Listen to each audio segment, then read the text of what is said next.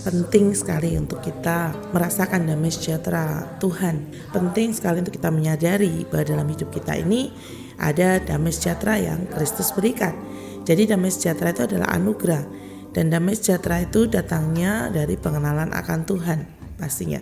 Kalau kita tahu Tuhan kita paham siapa Tuhan kita, maka tidak akan ada lagi yang namanya ketakutan, keraguan.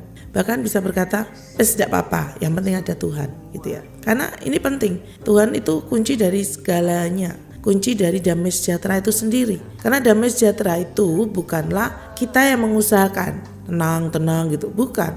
Itu datang dari dalam, nggak ada kan ya damai sejahtera itu kita berupaya begitu ya.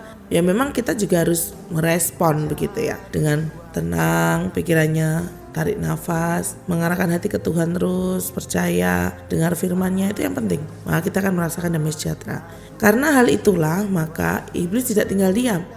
Kalau segala sesuatu datang dari Tuhan, pasti iblis juga tidak akan tinggal diam. Karena itu penting, damai sejahtera itu penting, dan iblis takut kalau kita ada damai sejahteranya. Makanya dia senantiasa membangkitkan buat kita kekhawatiran, ketakutan, perpecahan, rasa bersalah, dan mengalihkan fokus kita dari Tuhan. Karena itu kita penting mewaspadai hal-hal ini ya Bapak Ibu Saudara, supaya kita tidak jatuh di dalam jerat-jerat iblis. Ketakutan akan masa depan, perselisihan, pertengkaran dengan saudara, kemudian lebih egois.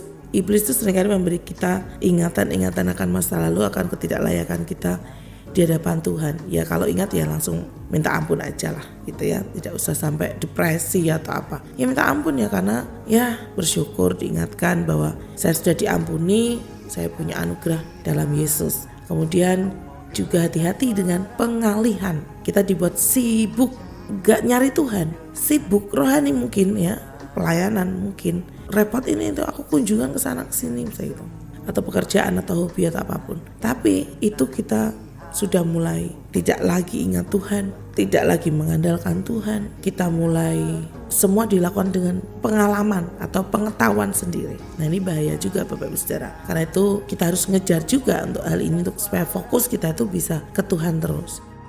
Nyatakan imanmu kepada Tuhan atau deklarasikan gitu ya, perkatakan gitu ya. Itu dengan lantang supaya telinga kita tuh mendengar dan kita tidak kacau hati kita, karena kita dengerin firman terus. Kasih paham firman ke diri kita sendiri, dan kita rela juga mengampuni, melepas hak kita untuk aku harusnya dihargai, tetapi ya sudahlah, daripada kita bertengkar begitu ya. Tuhan sudah mengasihi aku mengasihi kamu. Kalau itu bisa, maka itu akan mengusir kepahitan dalam hati kita, mengusir galau-galau ya, tidak damai di hati kita. Jangan masuk perangkap iblis, fokus pada kebenaran dan terus mengerjakan kebenaran, maka damai sejahtera Kristus itu yang melampaui segala akal akan menguasai hati dan pikiran kita senantiasa. Ku mau dengar suaramu,